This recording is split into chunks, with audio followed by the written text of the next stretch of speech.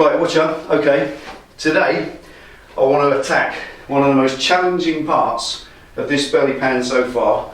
I like to get everything out of the way that's easy, alright, intermediate, and then do the difficult stuff last when I can focus and concentrate on it. So let's show you what I'm doing today. I'm going to deal with that front lip that comes up off the front of the belly pan.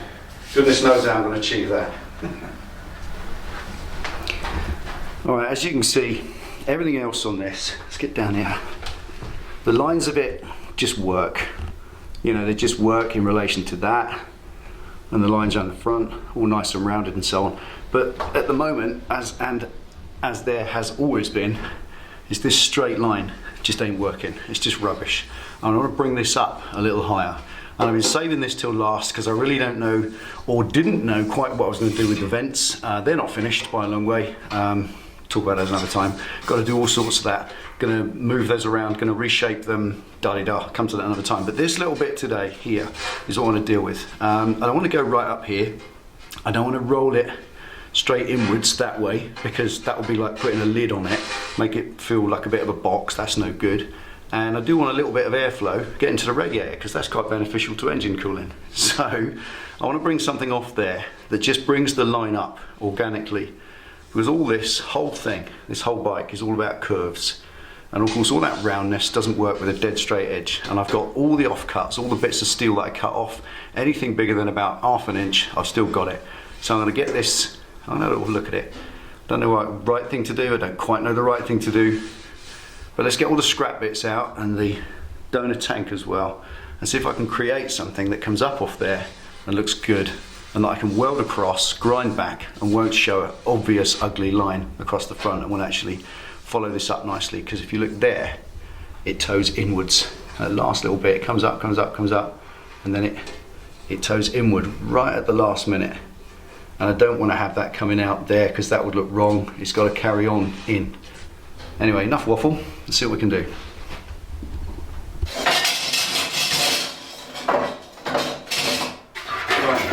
Always keep all your scrap, always keep all your offcuts if you're fabricating. It will serve you again, hopefully.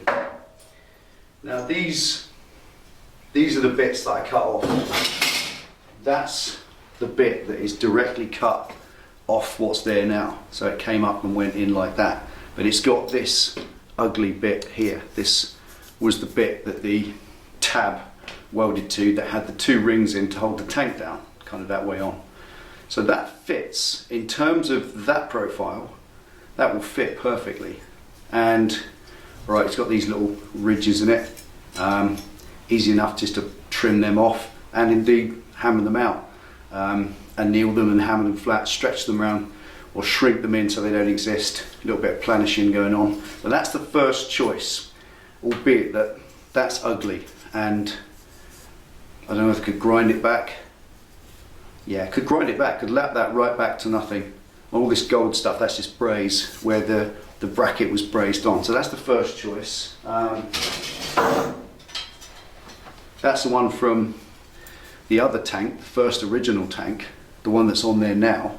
So that came off that, I think. Oh, I'm losing track now anyway. That's another one of them. And that's got a nice flush edge. So that might work as well. And a couple of other bits, which may or may not. So it's just a case of offering them up and seeing whether kind of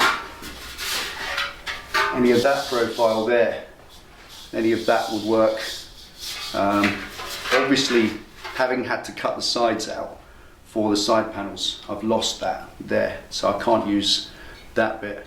I think that's where it was cut from anyway. So, you know, see what it's like. You just gotta kind of offer it up and think and judge and gauge and see what looks right.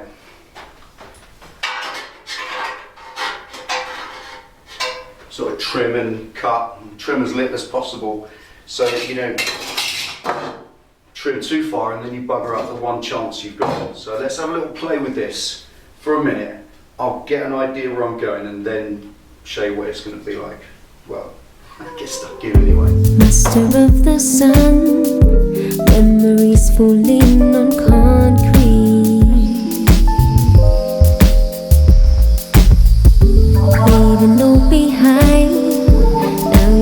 to be my enemy.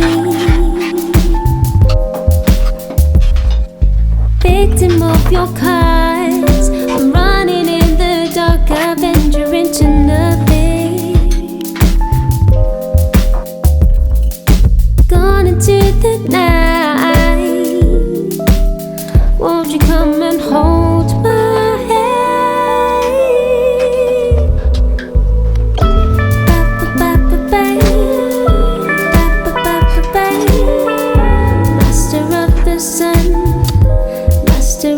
sun.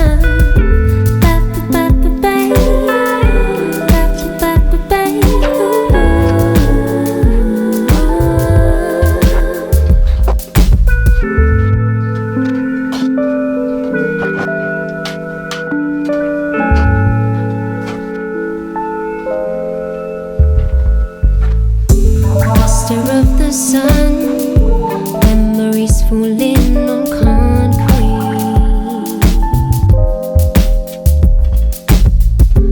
leaving you behind, king of silence in this reverie. Victim of our cards, I'm running in the dark, I venture into nothing.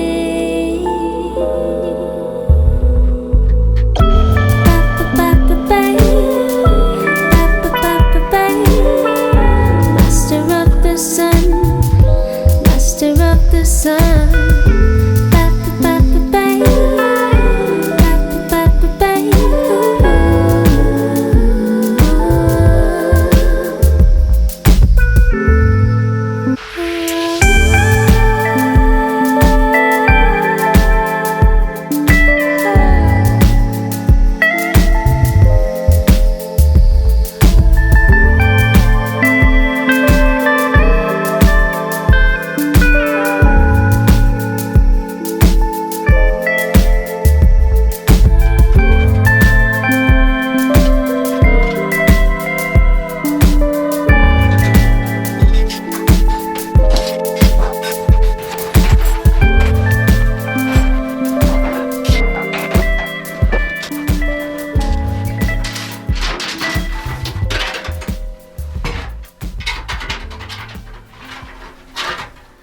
Right,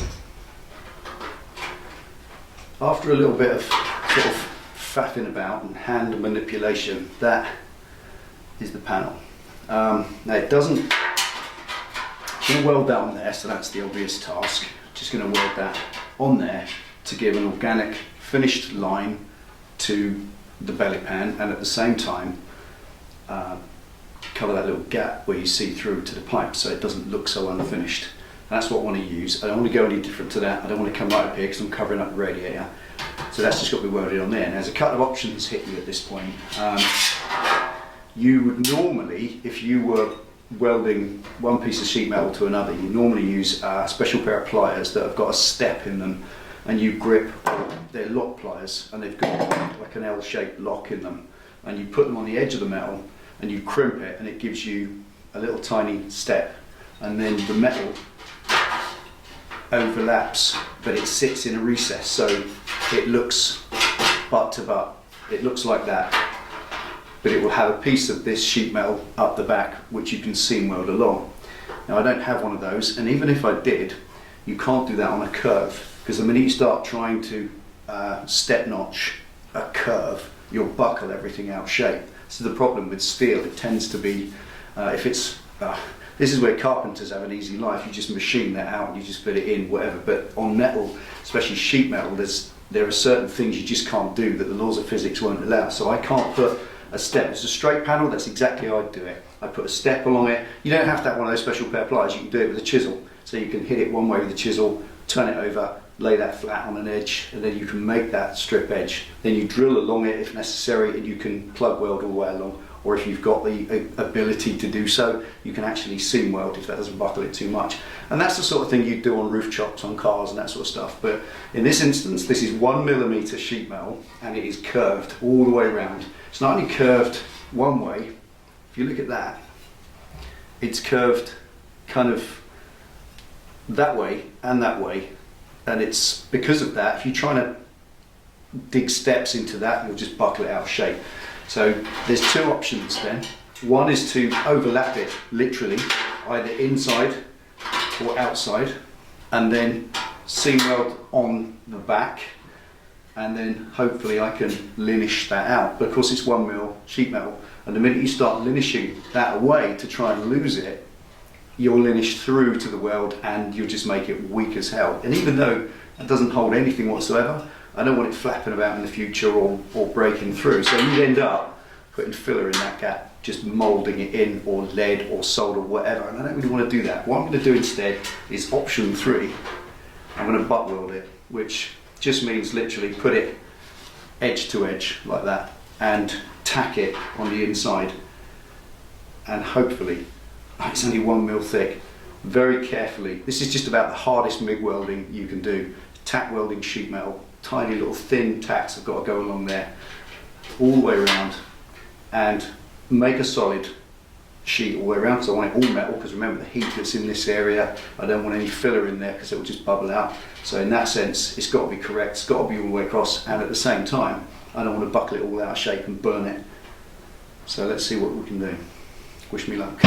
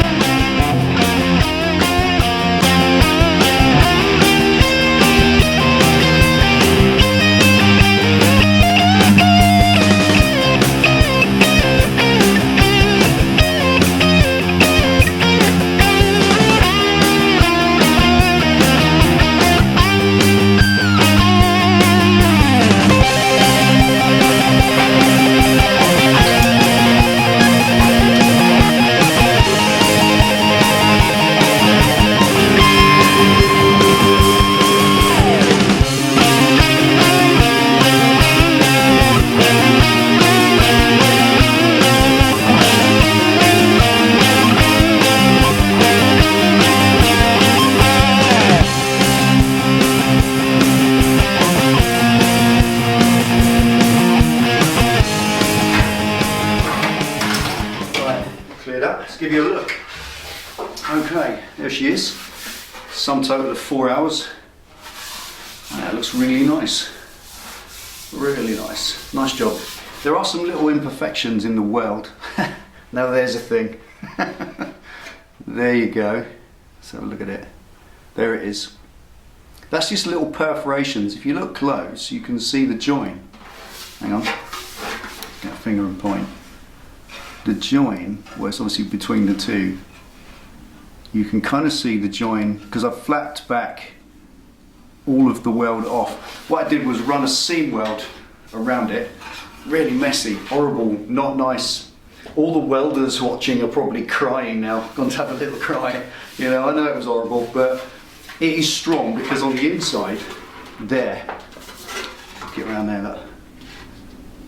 That's, can you see? Yeah. All the tacks go nicely across the two pieces, so they're really strong. It's a good, strong, solid piece. It ain't going anywhere. And I flapped nearly all the weld off the front, which you would do if you were doing any panel, if you're welding any metal panel into something, especially on sheet metal. I mean, that could just as soon be welding a piece of repair metal into a rusted panel. You get a rusted wing or a rusted bonnet or a boot lid or something. There's nothing wrong with cutting a piece of metal out and taking a good piece of metal and welding it in. That is exactly what you do, and that is exactly how it's done. It's tack, tack, tack. It's not nice welding. It's really nasty. Proper peasant welding. Anyway, I'm going to stick it on the bike and see if it fits. All right. Okay. There we are. I like that. Quite happy. Quite happy with that. Now it needs, like I said, needs a little bit more dressing yet. There's a little touch under there. That's just touching the metal bracket that holds the fan on. So just a little swipe with the flat disc will move that. But that'll all be done once I get the rim all the way around it. Like that. Does what I intended to do. Just makes it look finished. Gives it, I'm just looking at it in the screen to the side here. Like that. Gives it a little look that it's like I said, finished. It's not just as it is. That top as well, the fact that it's kind of flat and it's a little bit buckled at the top where I twisted it in and then tacked it, that'll just get, I'll put it on a piece of tubing and just tap it, just planish that over very slightly before I put the metal rod on the inside that will then set it into shape, so it'll have actually a nice curve to the top of it. It will look like that comes up and curves in. Either way, there it is, fabricated. Job done. Get in there. A little tip, never throw away your offcuts. You know, these are just bits of scrap I would have thrown away, but the ability to just pick that up and use it, and that's that done, is brilliant. I haven't had to buy any steel at all for this project so far. I need some, but I haven't had to buy any so far. The whole thing with this, what I'm going to do on the inside, I'm going to gusset brace it on the inside, and let's stop sniggering, because the whole thing kind of does that a little bit. What I'm going to do is around the inside, that's the next thing after this. I'm not going to put that lip around the inside yet, because that is an awful lot of welding. You saw what it was like on these side panels. It took ages, just tack, tack, tack. Well, maybe not the video, but it took 5 hours, 7 hours, whatever it was, to do the first one. So to do all around that, it's probably going to be 2 or 3 videos, or certainly 2 or 3 sessions in the garage. I might just film the last one. So the whole thing is strong, it's got that nice rolled edge. Before I start putting that kind of heat into the belly pan that could really distort it, I want to brace it first. Now, yeah, I could weld just a tack a couple of pieces of tube across it, and that would do the job. But it wouldn't. I don't really think so. I think it can still twist slightly, and if you start welding braces across it, then the heat from welding then has its own problems. So the idea is cut a piece of sheet metal to the profile of the outside and lay it in like the ribs in a ship, if you like the ribs in the hold of a ship. As you see, as the hull goes down, you have the ribs in there for strength to stop it moving. It'll be similar to that, and I'll bore holes in them so effectively the air flows through, and they're lighter as well. So probably 1, 2, looking down inside, I can get my whole arm inside there. Once you get through this little gap, there's a massive space inside there. So I'm going to put a big piece of bracing in there that will hold that still. So that's the next task, to brace it. That's the next video. But honestly, do you know what? I'm getting a little bit cabin fever with this. I truly am, folks. I know you're loving it, but I've done nothing but this now for something like, well, 46 videos, 46, 47 videos as of today. I really have, and I've had enough for a minute, so I'm going to do a ride. So literally tomorrow, I'm going out for a ride. Saturday, the time you're watching this, tomorrow, Sunday, I'm going to go out for a ride. I'm just going to take you with me. I think you deserve that. Come out for, have a little look around the Isle of Purbeck. We're going to go. I just fancy a little ride down to Swanage for a cup of tea. And I said, I think I'll take you with me. So that'll be the next video after you see this one. And then after that, I'll get into the bracing. And eventually we may even get there one day. Okay, there we are. Thanks for watching, thanks for all your support. Thanks for the plates, by the way, as well. Have to say this, just a little bit of an update. If you've never sent a plate, if you wonder what this is, we do the Wall of Friends. If you are able to send a license plate for your vehicle, something that's reminiscent to you, something from your history, one of your old number plates or something, or even something that belonged to a family member, whatever. They're all here, they're all like that at the moment. Send over, if you can, if you're allowed to in your country where you're from, send it on over, we'll put it on the wall, and we believe that's a way that we can connect with you, a little bit of interactivity. You can see your plate on the wall and it just kind of gives you a little bit of a label that says you were here. It's a bit like putting I was here on the wall, and it's a nice way to do it, and it makes the garage look absolutely fantastic. It does absorb a lot of sound echo and resonance and all that stuff we used to go on about. So if you can send a plate, drop us a line just on the comments and I'll get you an email address, and Penny will hook you up with the land address and all the details to send it to. Enough waffle. Okay, take it easy, ride safe. Thanks for watching. See you next time.